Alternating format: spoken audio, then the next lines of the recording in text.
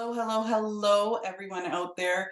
It is your host, SJ, and you're listening to Popcorn Patrol. I'm here with my good friend, Jeff. and we're here to talk about some movies with you.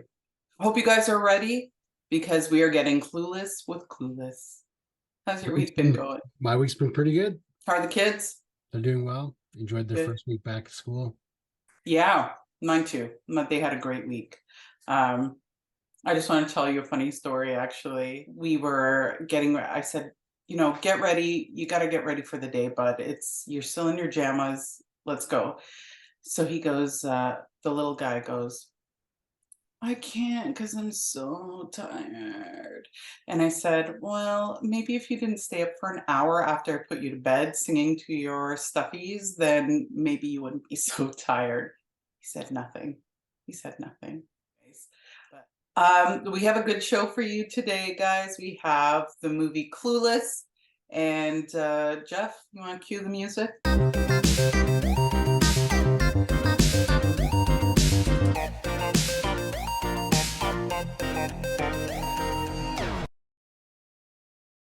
I just mentioned we are doing Clueless this week. And we're going to talk about the movie a little bit. And Jeff, your emotions on this movie, or lack thereof, on this movie. Clueless is about a rich, social, and shallow girl named Cher, played by Alicia Silverstone. And due to her slipping grades, she comes up with a scheme to matchmake two of her teachers. Impressed with the success, she decides to give klutzy Ty, played by Brittany Murphy, a makeover. And Ty then becomes more popular than Cher, and Cher realizes that her ex-stepbrother, who's played by Paul Rudd, was right about how clueless she is. She ends up realizing that she's in love with him. And that's the basics. So shall we get right into talking about this movie, Jeff? Yep. First and foremost, this is a spoiler review. So yeah, spoilers, guys. It's probably already too late. Well, this movie has been out for what, 20 years? I mean, it's already too late. It's been too late. 30 years almost. 30 years, yeah. So it's been 1995. Okay, give us the facts, Jeff. Clueless was written and directed by Amy Heckerling, who also wrote the Look Who's Talking movies. Okay. Yep. Mm-hmm. It stars Alicia Silverstone, Stacey Dash, Paul Rudd. It was released in 1995. Clueless brought in $56 million at the box office on a $12 million budget. So those are all right numbers. Yeah, for that time. Yeah, for that time, that was all right. Yeah. It had probably the worst opening in cinematic history. The drunk person with the handy cam, I don't know what they were going for, but it was, it was like, this is where it's focusing, but it was like this the whole time. Like for that opening, you only seen what you're supposed to see for a split second. And yeah, like I said, worst opening in cinematic history. Yeah. I thought the voiceover narration was a bit cheesy as well. I don't know, like, because when in that opening scene, after the opening credits or whatever, she's in the car and you can hear her voice narration, and I thought, oh boy, here we go. This movie is kind of based on valley culture in the US, in California. I guess they're in California, of course. I just want to say I could not relate to any of this movie. Like this movie was something else. It had its moments, but I was not as into it as I thought I would be, because I am a huge romantic comedy person, which is what this movie is. The point was that it had the worst cinematic opening in the history of movies. My second point was there wasn't a single moment of this movie that was relatable to me at any time. Not a single moment of it was relatable to me. That was actually my first point. I put down, this is like white valley culture in the 90s to a T, and I could not relate. And I know what they're trying to do. It was kind of it's a farce. Like they're making fun of those people. But the fact is, like, those people actually exist in this world. Well, the other Like thing those too, types of people. if you're gonna make a movie making fun of that, make it funny. Like this movie isn't even funny. This Ouch. movie, this movie is irritating in every possible aspect. Just Yeah. the only like, there's two good things about this movie. Alicia Silverstone is a actress that I had a huge crush on growing up. She's Yeah. She's beautiful. beautiful and she dumbs herself down in this movie. She played the part really well. Yeah. And Paul Rudd. Paul Rudd was probably the best part of this movie. Yeah. I like Donald Faison as well. He was pretty funny in it because he basically like just shut down his girlfriend like at every turn he could get.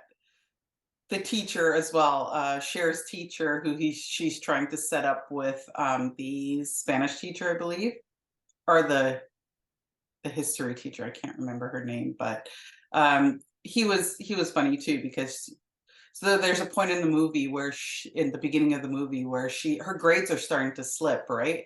And she basically is having a conversation with Paul Rudd at their house saying, well, at her house saying how she can get the teachers to change her grades. She always does, right?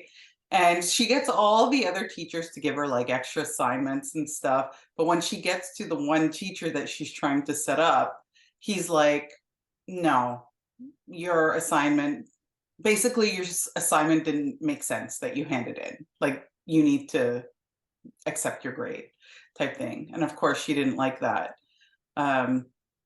The dad was also pretty funny because he was like this rich lawyer, but I don't know if but he was also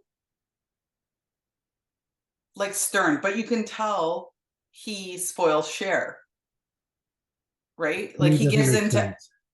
To me, it doesn't make sense. So he's this hard, asshole yeah, yeah, of yeah. a person Lawyer, he's a who lawyer. verbally is just berating everybody around him.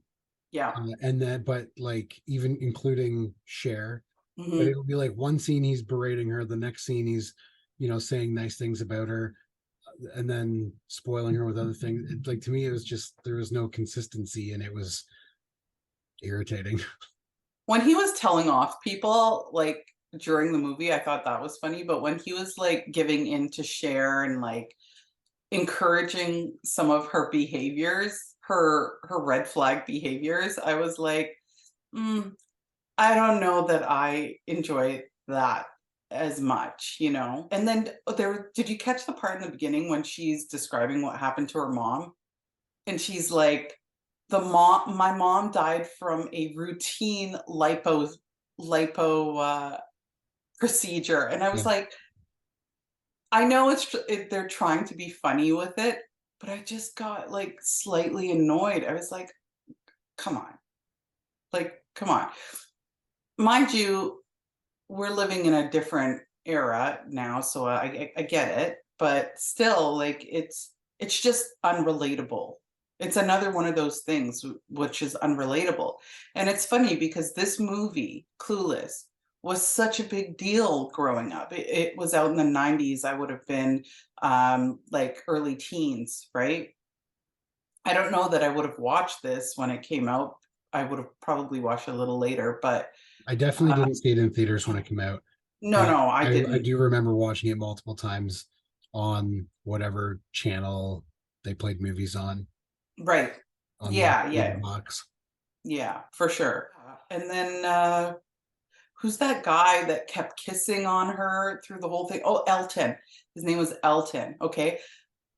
I mean, we don't know who he is until like further into the movie, but you see him every time like Cher goes around the school and is around her peers.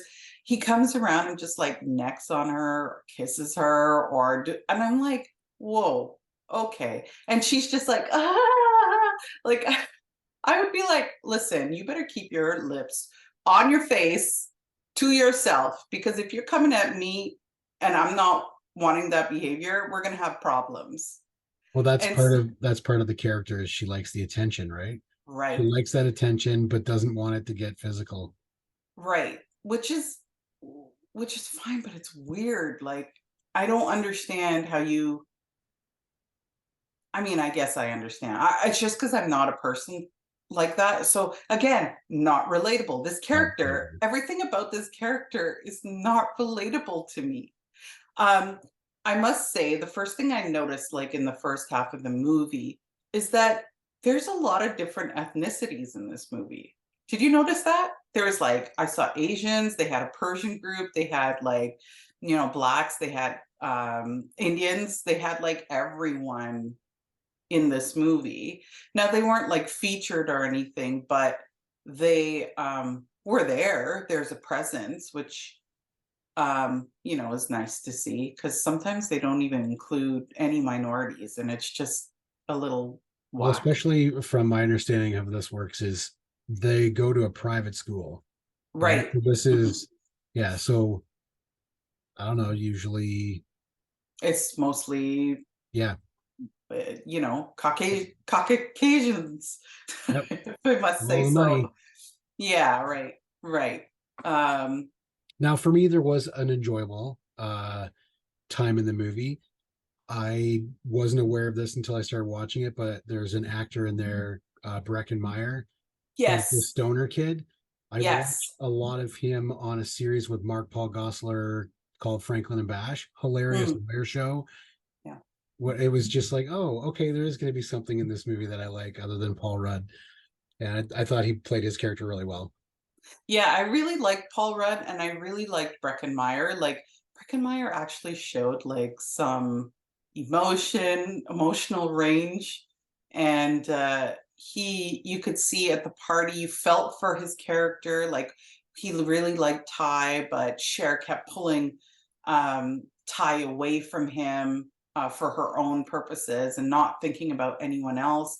And I really felt bad for him, and he's probably the only character in this movie that I felt any feeling for. Like, I felt sorry for him because I'm like, oh, that sucks, dude. Like, you like this chick and this other chick is like C blocking, like it kind of sucked and I felt bad. I didn't feel bad for Ty though. I don't know why. I just didn't. I felt bad for Breckenmeyer's character though. I felt for him. That really it reminded me of a comedian that I really like, and he has a skit where him and his buddy would go to the bar, and he would find a girl that he liked, and every group of girls has that "we gotta go" friend, Yeah, and yeah, yeah. you're dancing up on this girl, and then trouble's coming because that we gotta go friend comes up, and he's like, I'm that one. Susie, we gotta go. Yeah, yeah, yeah. You can't be hanging around this dirtbag. Like we gotta go, and it's time to go.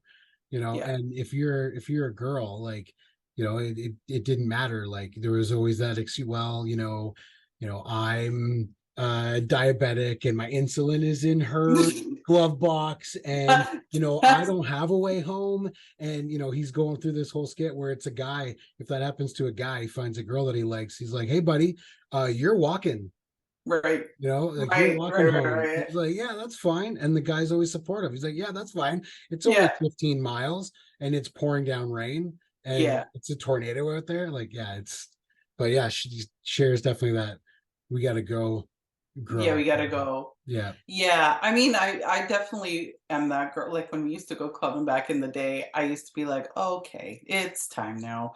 Like, this is like, when they started to want to take them away, I was like, "Okay, no." And as a woman, you kind of want to like guard yourself. So I can understand why we're like that.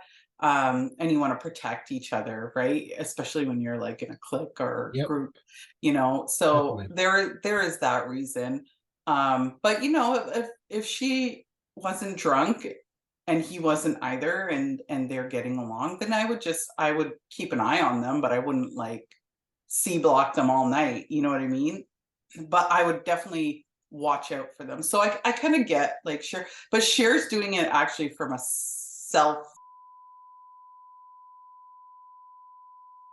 self-centered point of view. Like, she's not doing it for her friends. She's kind of doing it for herself, Mhm. really, I feel.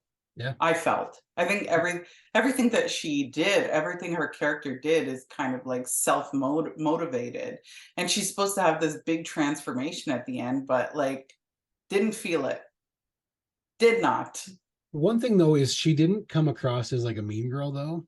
Like No, where the like some of those type of um high school aged women would come off as like catty and like mean. Catty, Like she yeah. didn't come off like that. She come off as like being genuine and Yeah. nice, but just that Kind of clueless. attitude is just super, yeah, irritating. Just like completely Yeah. clueless.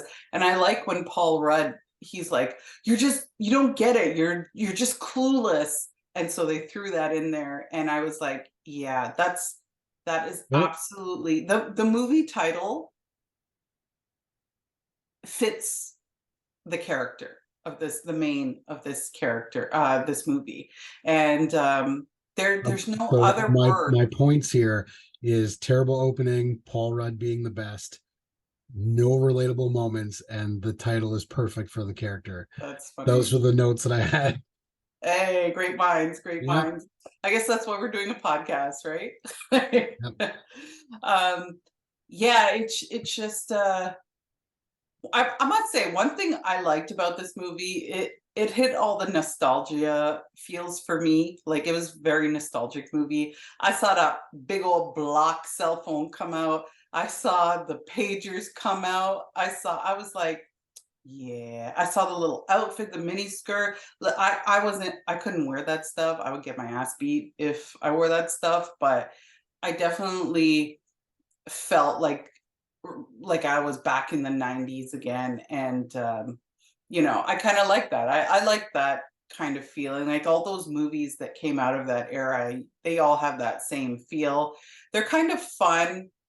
They're kind of stupid. There's no real point to them. And I feel like that was kind of what this movie was. I don't know how you felt about it, but I definitely, well, I think I know how you feel about it, but I felt that way about this movie. Um, Also, I want to talk about, okay, Hollywood is notorious for portraying these like high school parties. I mean, we see it in Euphoria. I don't know if you've ever watched that show, but you see it in Euphoria and a bunch of other new movies.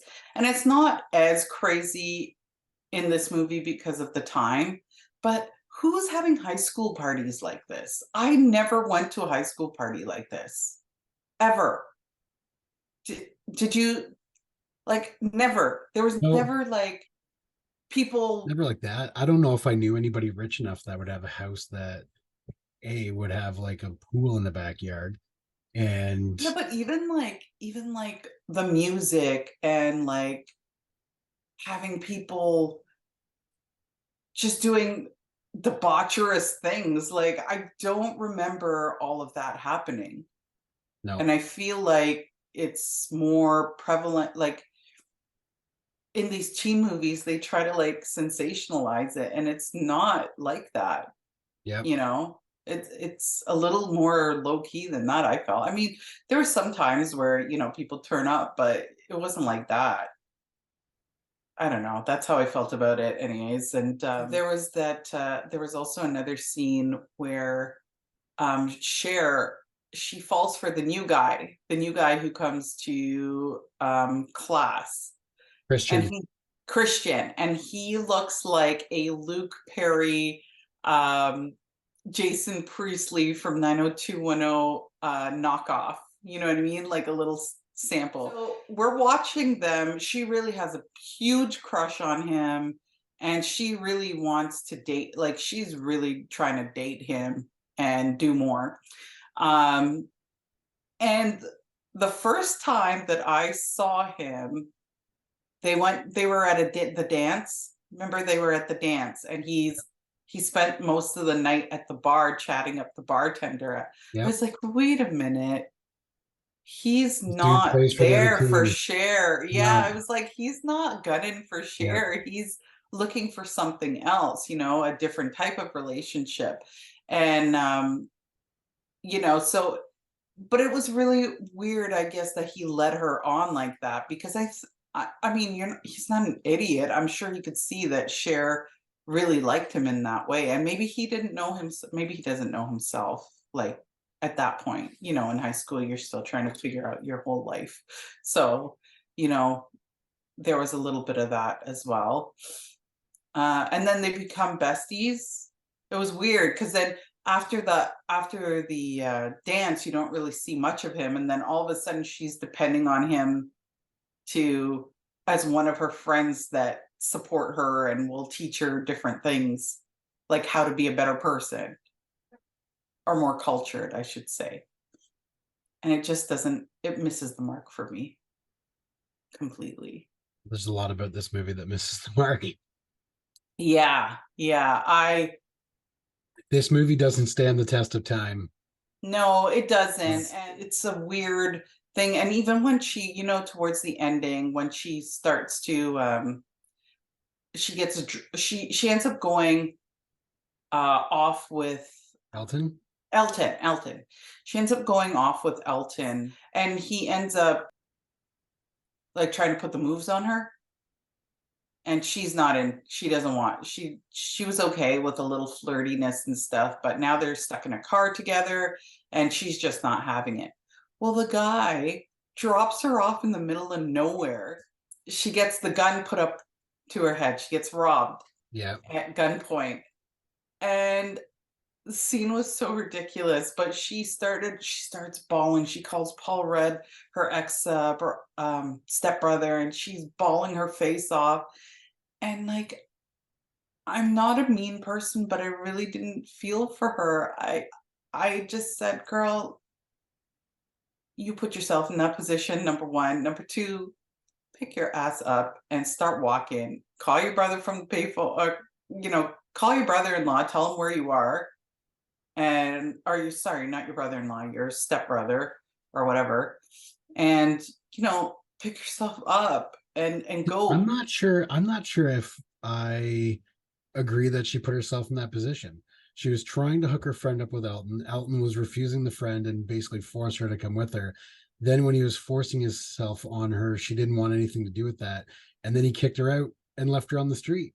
Which I is don't which is see where fine. any of You're that where she makes a different choice that, like, Yeah, but she also through the whole movie, she's letting him kiss up on her, trying to like getting flirty, even though she's trying to hook him up with Ty, she's still like letting him kiss on her and like mac on her, and she's okay with it. So she's sending him mixed signals or whatever, which it's not her fault. It's not her fault because he shouldn't have taken advantage anyways.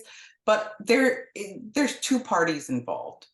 obviously, and it takes two to tango, I think is the saying. And I felt like, you know, don't get in the car. She could have said, no, we're all just going to go with Ty. Or I'm going to go with Ty in her friend's car, Mhm. that night at the party. Like they didn't have to, why were they splitting up? If he didn't want to take Ty, like she was trying to hook him up with Ty. So she was trying to force Ty into the car with him. But if he's forcing her a Cher to go with him, if I was Cher, I would have been like, nah, it's cool. I'm gonna go back with Ty, make sure she gets home safe. Yeah, I think basically when that scene is done, you're left with the thought that if if it was uh if it was Cher going with Elton, that both drivers would have to go out of their way to be able to go home to drop the other person off. If they went that with each other the way they did, then it was Yeah. like straight to where they needed to go and then home. So where Cher was like, yeah, you can do that because I'm going to set you up with my friend, but and then Elton was just like, well, Yeah, no, but it makes you sense think to do that. her Asian girlfriend is gonna be like, yeah, no, I'm just gonna, you go. No, she would say, like, Cher, if you want to come, like, let's go and I'll drop you off. It's not a big deal. If she was a true friend. Yeah, Yeah, I don't I'm know. just saying, girl code, like, It's tough. I, Like I you know know, if yeah, if the guys were out, I know that we're they would going want to home make with sure that you were good. no, we're going home with whoever is Oh the shit. shortest trip. Oh, You is know? that's Yeah, how like guys it's operate? They well, on that? we're not trying to hook people up with other people, right? So Right, right. You're we not wouldn't trying to match make. it wouldn't be me trying to hook my buddy up with a girl saying, no, no, you drive her home. It'd be my Right, buddy right. being like, hey, I'm driving this chick home. Listen, Like, as a designated driver when I was younger, because I was like one of the only people that had a car in uni. Um, I listen, I watch out for my girls. I would be like, text me when you get home, or I'd wait until they get in the house.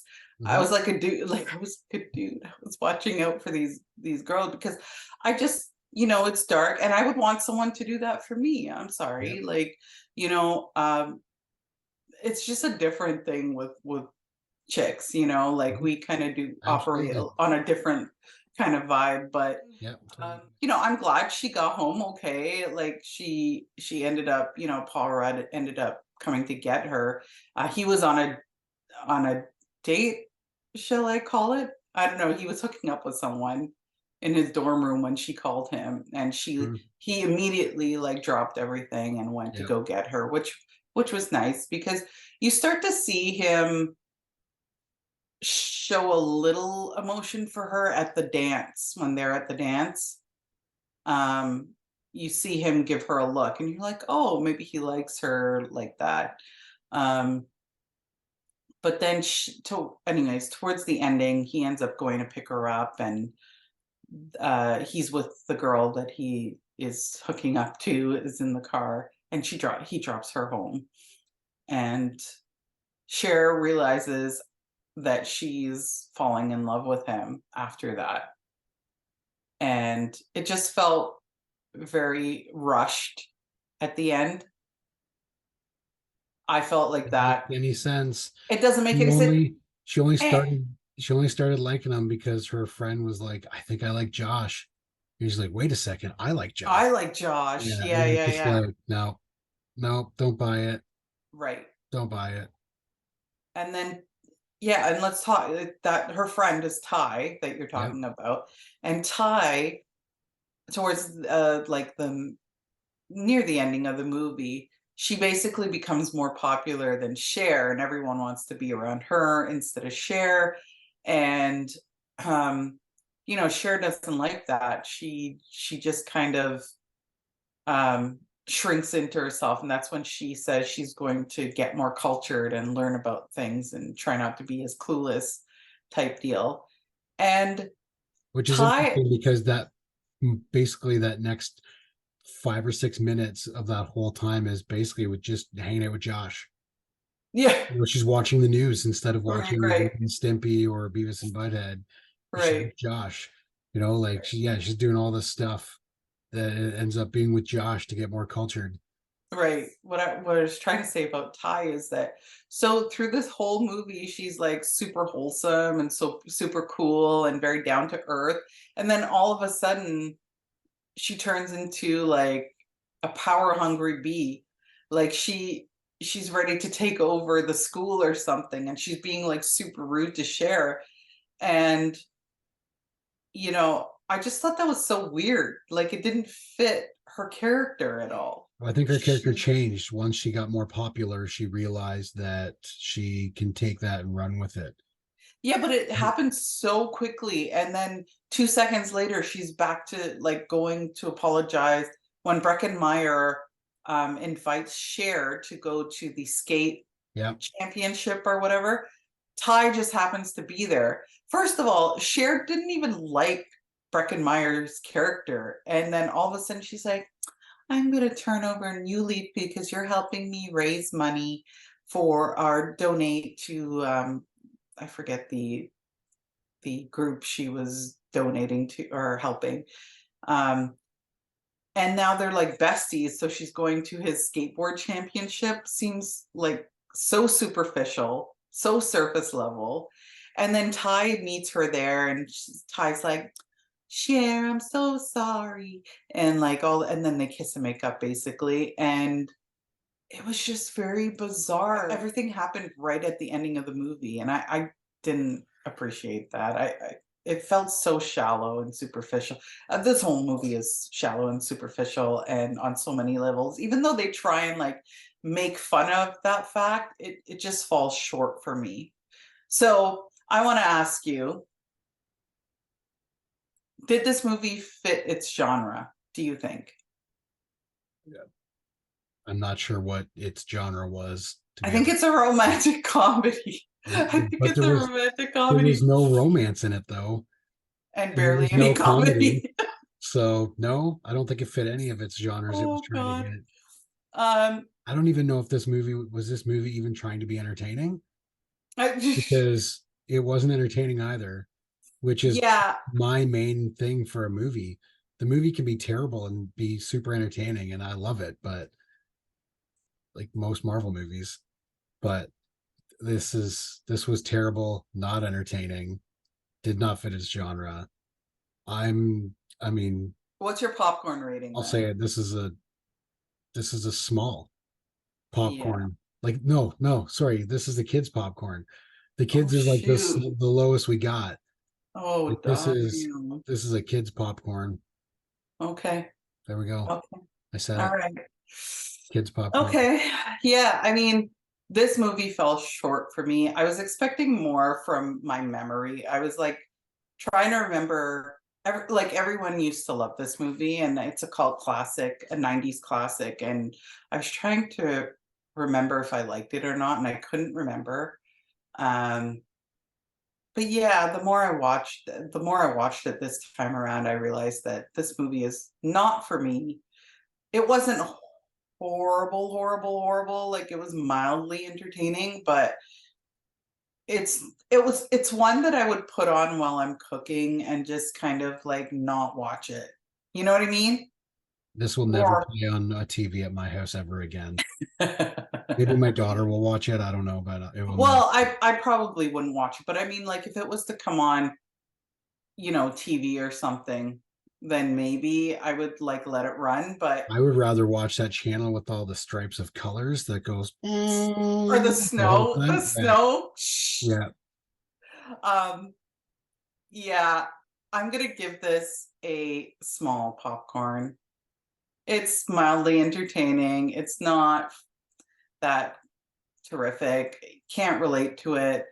Um, it had a couple of chuckle moments. Like I said, with Donald Faison's character and Stacey Dash, I really liked their little banter that they had going on there. Sometimes it was annoying, but sometimes it was good. And it just fell flat. It's a small for me. Thanks for watching, everyone. Hope you enjoyed the pod today. Let us know if you have any suggestions for any movies, or things you like, things you didn't like. Please follow us on all places that you can stream your podcast, and on all social media platforms. Yep, and guess what, guys? It's September, and some of you all are all going to school or have little people that are going to school. So all this month, for all of September, we will be chatting about some of the well-known school-themed movies. Make sure to follow on IG and our Facebook. We update what movie is up next. So keep your eyes peeled for that. And don't forget to like and subscribe. I'm Jeff. And I'm SJ. You've been listening to the The Popcorn Patrol podcast. Join us next week, guys, as we get the textbooks out for An Easy A starring Emma Stone. I wanted to leave you guys with the mom joke of the day. How does popcorn dance? Jeff? It body pops. Popcorn Patrol out. Peace.